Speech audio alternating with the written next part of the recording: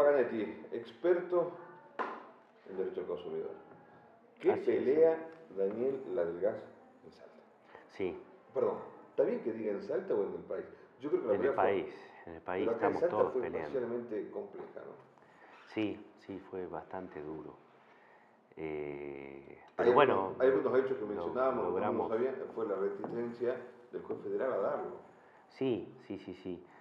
Había una mora importante del juzgado que bueno, fue rápidamente corregida y en definitiva, viendo que se cumplía el objetivo, nosotros le dimos por concluido ya la etapa esta, porque no queríamos prestar, yo en lo personal no me quería prestar a ciertos tipos de interpretaciones, de cierta gente que incluso presentó amparos, que por supuesto rescato todo el derecho de presentar amparos e interpretaciones, pero me parece que como habían otras intenciones, se terminó tergiversando hasta tal punto que al día de hoy me preguntan a mí si se tiene que pagar la factura o no. Ahora, esa es una gran pregunta. ¿Se utilizó también, al margen de lo netamente de defensa del consumidor, mucha gente lo utilizó políticamente, de hecho, ¿no? Sí, hay que ser sincero. No lo conozco a fondo. Seguramente cada uno sabrá eh, por qué, eh, por qué actúa de una manera o de otra. Yo, sinceramente, el único objetivo que yo tenía para hacer esto y que lo compartía con el doctor Centeno era obtener la medida cautelar. Ese era nuestro norte, siempre fue nuestro norte ese, y una vez cumplido, nosotros pasamos a otra etapa. Había alguna aclaratoria que se presentó en el expediente porque nosotros habíamos pedido que se proteja también a los usuarios comerciales. El fallo solamente cautelar decía o nombraba a los residenciales y diferentes subcategorías. Entonces, el doctor Centeno presentó una aclaratoria que todavía no sé si fue resuelta o no, pero estamos esperando al día de hoy que se resuelva para recién notificar al Enargas la resolución cautelar, ¿no? Porque Gasnor no es demandada en el juicio Me llama la atención, a todos nos llama la atención, decir, bueno, este capítulo se terminó, como dijiste recién con respecto a esto. ¿Realmente se terminó esto? En el sentido final en cuanto al manejo de tarifas a las empresas. No, por supuesto que no. Está abierto y está bastante abierto el tema. Lo digo en el sentido legal, digamos, obtener lo que nosotros pensábamos y queríamos hacer era llevar tranquilidad a los consumidores, es decir, que salga el fallo y después, hasta que se resuelva todo este tema, que no se va a resolver en Salta, este tema justamente en Salta tocó, hizo un bote y se fue, para hablar en términos futbolísticos, el 4 de julio, no, el 3 de julio, la pelota estaba en Córdoba, de la Cámara de Córdoba, que frenó el tarifazo para Córdoba. La pelota pasó a Jujuy. Pasó a Jujuy la pelota, donde Jujuy congeló sus tarifas, de ahí la pelota vino a Salta, el juez Medina sacó el fallo, congeló las tarifas para Salta e inmediatamente la pelota se fue a La Plata, porque esto salió a la 1 de la tarde del día miércoles. Al otro día, jueves, a las 2 de la tarde, salió el fallo de la Cámara de La Plata, que fue un fallo más contundente, que debió haberse hecho, el primer juez debió haber hecho eso, que lo hizo expansible, digamos, a su fallo, extensible a todos los usuarios del país, ¿no? Cuando se conoció la noticia del congelamiento de las tarifas, hubo una explosión en todas las redes sociales, noticiosos en todos lados, festejando, felicitándote a vos y a Nicolás Centeno, pero después empezaron a llegar las preguntas. ¿Qué hago yo con la factura que no me llegó todavía? ¿Qué hago con la factura? ¿La tengo que pagar o no? Sí, había diferentes casos, podemos hablar de diferentes casos, ¿no? Sí. Primero, el caso del consumidor de gas que recibió la factura, ¿no? Hay 3 o 4 casos. El caso 1 es quien recibió la factura y todavía no la pagó. Sí. Esa factura fue elaborada, fue determinada en base a resoluciones lo que significa el cuadro tarifario y demás, a las resoluciones de Aranguren, del tarifazo. Imaginémonos que las facturas se apoyan, ¿no?, en pilares, en 4 pilares, en 3 pilares, que son las resoluciones de Aranguren, ¿no? El juez Medina, ¿qué hizo con el fallo? Suspende los efectos de esos pilares y los retira. Entonces la factura cae.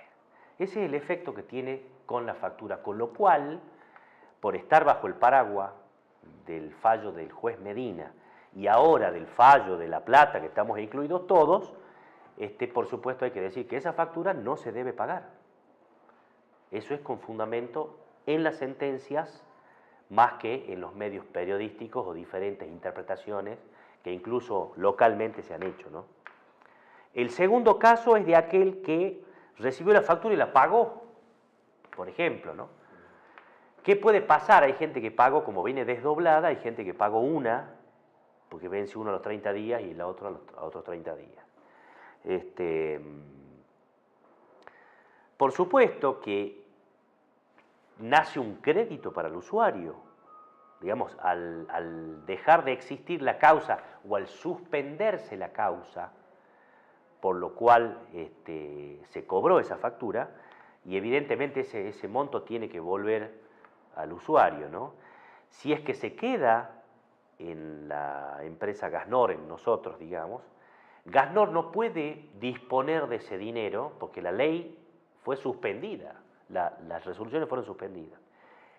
Puede quedar en su patrimonio o en Gasnor siempre y cuando tenga el consentimiento del usuario, porque es su dinero.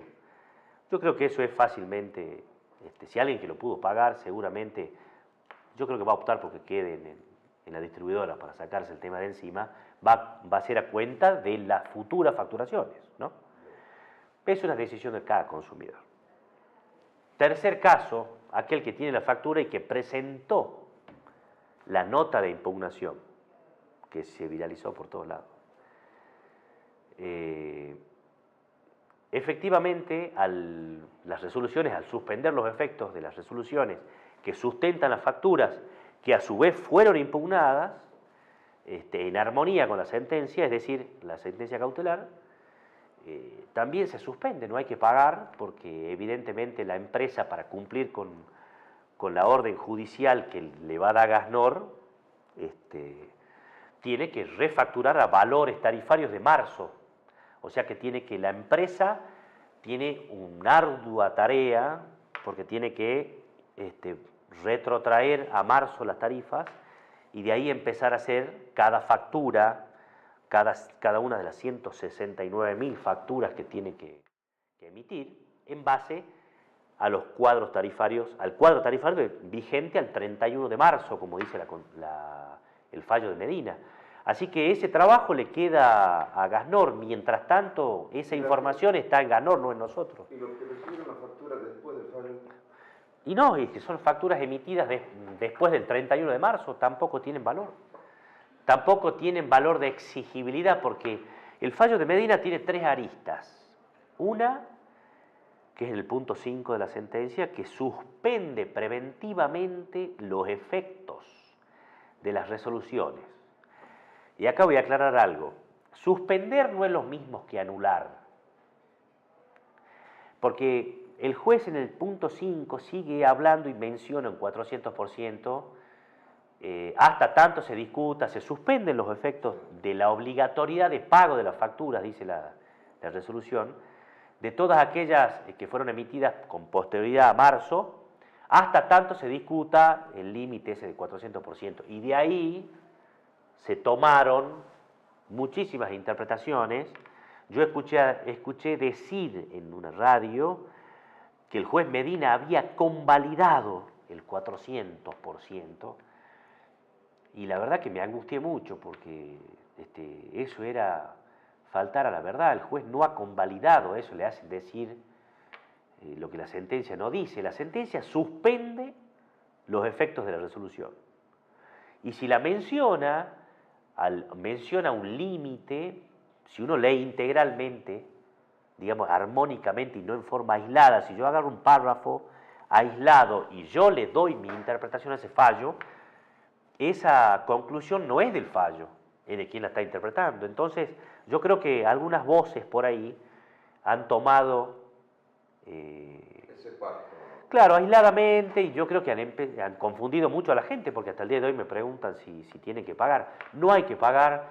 La sentencia tiene 3 aristas. Suspende los efectos de las resoluciones de Aranguren, todas.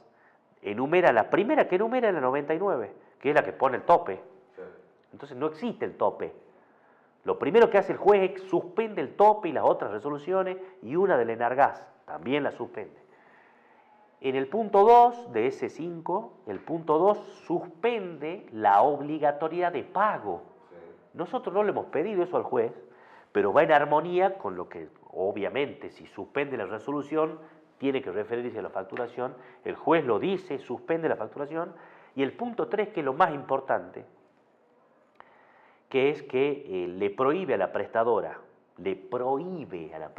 realizar cortes del suministro, que se correspondan con faltas de pago de facturas emitidas con posterioridad al 31 de marzo, o sea, bajo las resoluciones suspendidas. Entonces no hay ninguna duda de que las resoluciones en Salta no tienen efecto por orden del juez Medina. ¿Hasta cuándo? Hasta que se dicte sentencia en el amparo. Por eso es que yo le quiero transmitir tranquilidad a la gente, porque estamos bajo el amparo de la protección del fallo de Medina, que justamente se pedía la suspensión de todo esto para aliviar a la gente y que la empresa tenga que refacturar. Te saco del gas.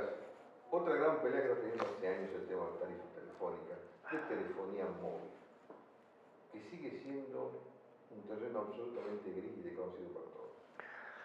Ay, es un tema muy áspero, ¿no? Uno de los temas que siempre supe que más cuestiono es que te aumentan las tarifas, te cambian las condiciones de contrato sin consultar.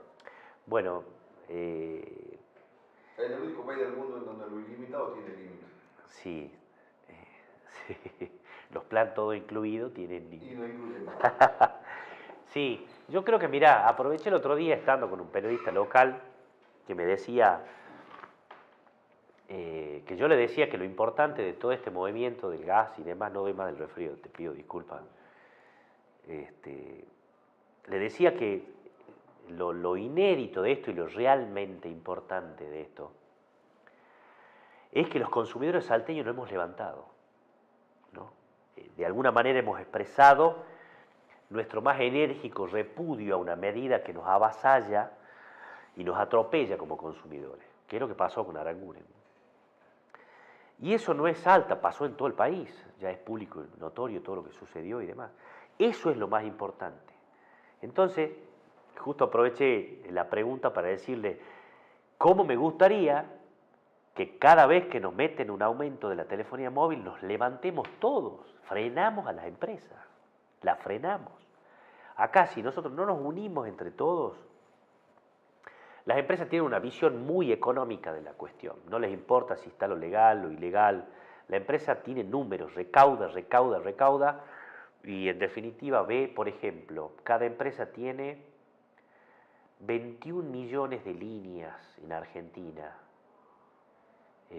somos más o menos 10 millones de usuarios por cada empresa físicos. Lo que pasa es que cada usuario tiene más líneas, más de una línea, y después están las sociedades comerciales también, que son titulares de líneas. Pero yo en mi vida he visto, nunca he visto en la historia de lo que llevo de conocimiento de otros temas, nunca he visto que se haya dejado hacer tanto daño a un país, a un conjunto de consumidores. Somos más de 30 millones de personas involucradas en este manoseo y en esta violación atroz y continuada de todos los derechos que tenemos los usuarios como consumidores. Los usuarios de telefonía móvil tenemos un acceso a la telefonía móvil hoy es considerado un derecho humano en el mundo entero. Y salvo en Argentina, que no se cumple en absoluto, donde se ha dejado que las empresas nos vejen durante casi 20 años, digamos. Y eso es inaceptable. Espero que en algún momento los usuarios y los consumidores se levanten. De todos modos, ¿se puede hacer acciones individuales? Se pueden hacer, pero yo sinceramente te digo, Whitey, yo vengo peleando con las empresas hace más de 10 años en la justicia federal y no es el camino. No es el camino, yo tengo demandas colectivas presentadas en el 2011, por ejemplo, y todavía no se abrió a prueba. Hace 5 años que está la demanda, entonces los jueces no tenemos una... ¿Dónde? En Medina. Ah, bueno. No tenemos acompañamiento de la justicia. La justicia es muy reacia a algo que hoy en día ya es imposible de soslayar.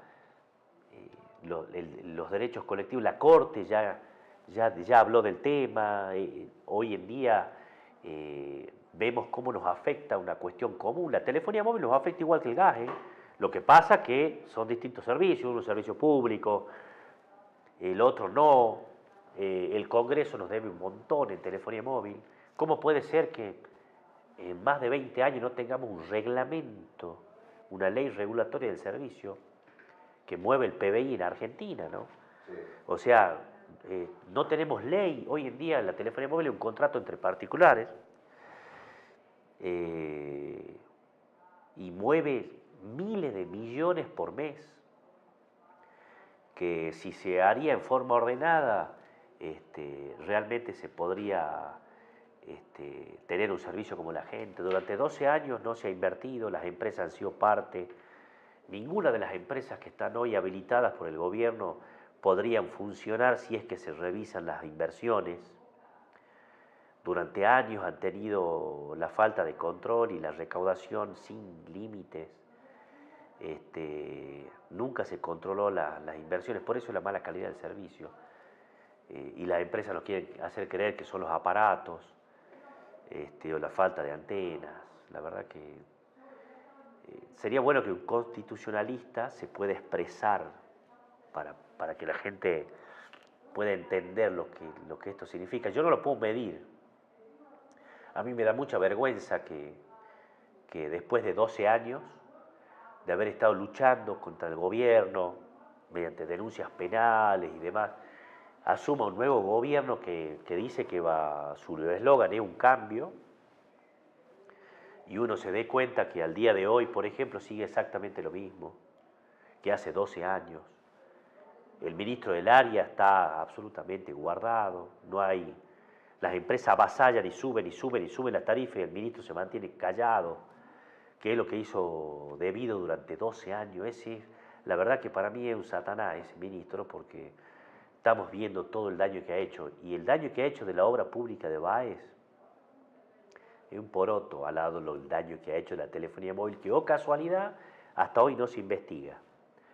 Yo siempre digo, las cosas hay que empezar a decirlas. Y cuando uno dice verdades, por lo menos lo que piensa, si uno es lo que piensa, yo pienso que hay que empezar a mirar a la telefonía móvil y no tanto a la obra pública de Baez, porque me parece que por el lado de la telefonía móvil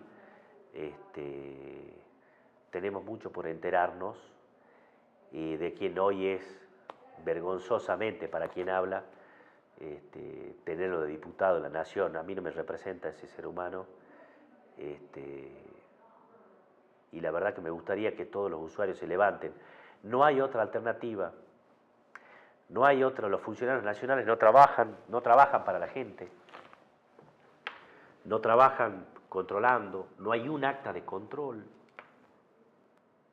Es impresionante la maldad con que siempre se ha llevado adelante todo el área de telecomunicaciones, en particular la telefonía móvil. Los salteños sufrimos mucho la telefonía móvil. Por años sufrimos muchas caídas. El interior de la provincia de Salta está en estado deplorable, te lo puede decir cualquier ingeniero. Acá nunca hubieron inversiones. Ahora, hay un problemita. Mucho que desear. Ya ir cerrando. Hay mucho desconocimiento de los derechos del consumidor, de la ley del derecho del consumidor, no solo en el usuario, sino en las personas que tienen que impartir justicia, jueces, los mismos abogados, tuvimos colegas muchas veces desconocen. Sí. ¿Qué pasó? Si era una ley que ya tiene, no sé, creo que 20 años.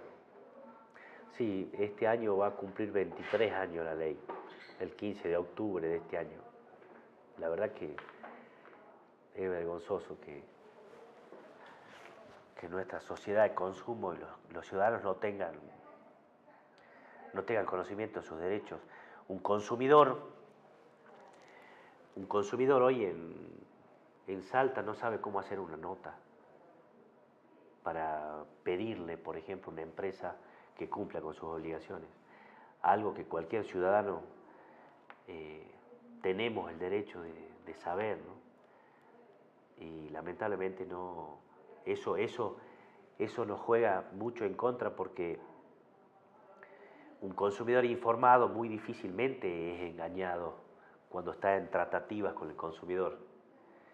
Y al contrario, el consumidor que no conoce cuáles son sus derechos, justamente es presa fácil, no solamente es imagínense ustedes que el consumidor de por sí, cuando contrata con una empresa, es la parte más débil, porque en todo sentido, económico, técnico, básicamente, imaginémonos un usuario de telefonía móvil frente a una empresa como Telecom Personal, por ejemplo. Las diferencias son abismales, son inmedibles, o sea, el débil ya sabemos quién es. Imaginémonos el usuario y consumidor de telefonía móvil que no está educado y que además no cuenta, el gobierno no le dio las herramientas que sería una ley regulatoria del servicio para que se pueda defender. Porque, por ejemplo, si nosotros tuviéramos una ley regulatoria, las empresas de telefonía móvil, para subir las tarifas, deberían cumplir un procedimiento reglado, acreditar con documentación contable, con, digamos, la necesidad de subir, y si no lo acredita, no se lo autoriza. Bueno, así debería ser. Hace 20 años. Y no conseguimos que el Congreso de la Nación saque una ley, y es voluntad. Es voluntad. Es voluntad como, por ejemplo, que el Defensor del Pueblo también. Ese es otro capítulo, hace, no sé. Una vergüenza. Yo la verdad que me da vergüenza cada vez que lo cuento. ¿Cuántos días era? Y vamos casi 950 días ya. Sin Defensor del Pueblo de la Nación. Sin Defensor del Pueblo de la Nación. Y esa omisión en que incurre el Congreso en pleno, para mí es de lesa humanidad, ¿no? Volvemos a lo mismo. El Defensor del Pueblo es una figura que la Constitución Nacional nos ha dado a los ciudadanos, ¿no? Y es más, si nosotros tuviéramos un Defensor del Pueblo actualmente, yo estoy seguro que lo del tarifazo del gas no hubiera existido. No existirían los amparos, existiría uno solo. Se terminarían grandes problemas con los telefónicos. Se terminarían los grandes problemas con las telefónicas, sí, totalmente, totalmente de acuerdo. Se terminarían, nosotros estaríamos, la sola privación es un daño a cada uno de los habitantes de la República Argentina, no importa si son argentinos o no.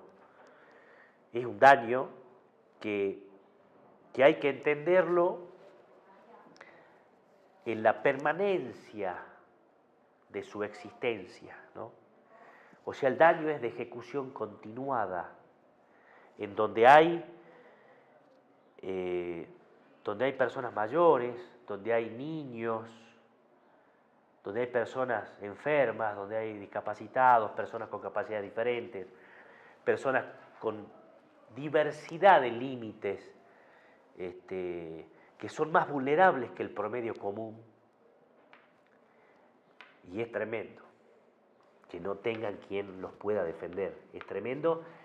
Y yo no sé cómo el Congreso, esto es alejado de lo político, un político capaz que puede explicar inclusive por qué hace casi 1000 días que no se designa.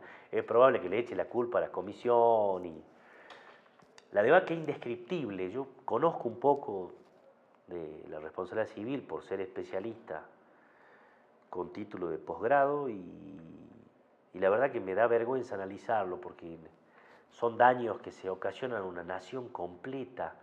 La sola privación de un defensor del pueblo por meras cuestiones burocráticas o de pelea por intereses políticos, evidencia sin duda alguna, con toda crudeza, el desinterés que se tiene por el ciudadano, ¿no? La falta de compromiso, de saber de que uno está en esos cargos, cada uno de los diputados y cada uno de los senadores, justamente por el voto del ciudadano a quien están devolviendo la privación continuada. Es tremendo, es un daño que se ocasiona y es una bola de nieve que se hace y ya llevamos 950 días sin defensor del pueblo. Yo no sé si algún político lo puede explicar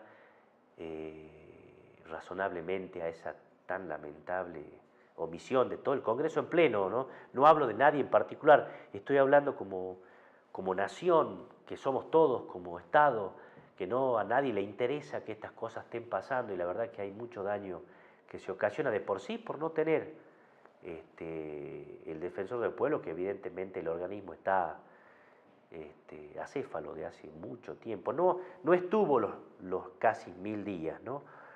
Cuando renunció Mondino quedó el defensor adjunto que se le cumplió el mandato al año 2013, creo. Pero bueno, no había muchas actuaciones, no está actuando. Estamos acéfalos y yo quisiera saber qué pasa con el gobierno anterior y con el gobierno actual. Eso es imperdonable por parte del pueblo, ¿no?